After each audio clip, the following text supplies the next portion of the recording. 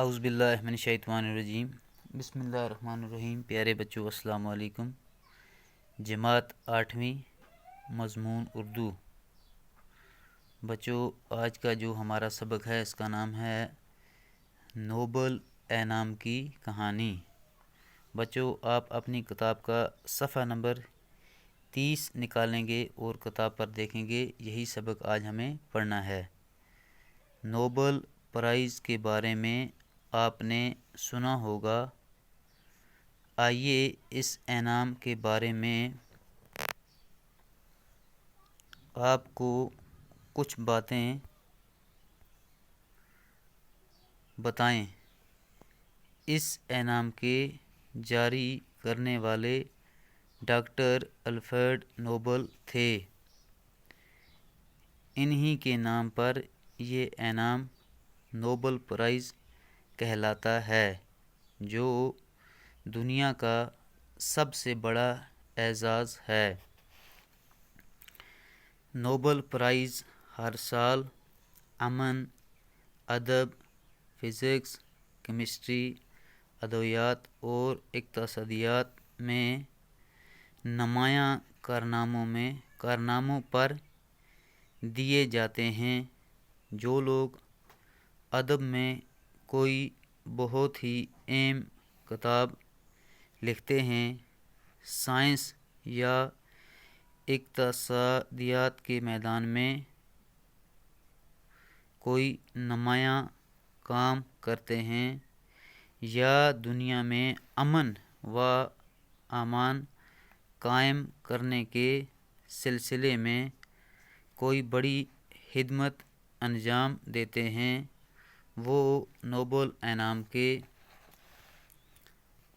مستحق قرار پاتے ہیں۔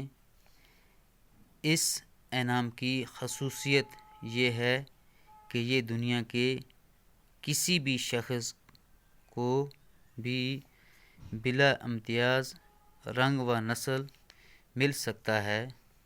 اس انعام کی رقم لگ بھگ 15 لاکھ روپیہ ہوتی ہے۔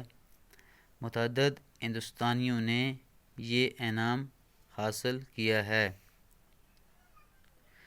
نوبل امن میڈل کے دو طرف۔ ربندر ناتھ ٹیگور کو ادب کا نوبل انعام 1913 عیسوی میں ان کی کتاب گیتا نجلی پر ملا تھا۔ ہمارے سائنسدانوں میں یہ انعام سی وی رومن کو فزکس میں ملا تھا۔ ان کے علاوہ دو اور سائنسدان ڈاکٹر ہرگوبند کھرانا اور ڈاکٹر چندر شیکھر کو بھی نمایاں کام کرنے پر یہ انعام دیا گیا ہے۔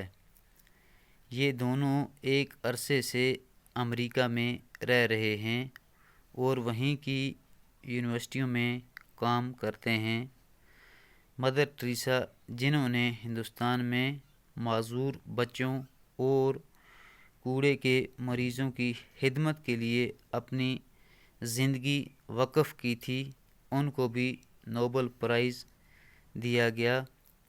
1998 عیسوی میں اقتصادیات کے شعبے میں ہندوستان کے امریتا سین کو نوبل انعام دیا گیا۔ اس انعام پر ہر سال لاکھوں روپیہ صرف ہوتا ہے۔ انعام کو قائم کرنے والے الفریڈ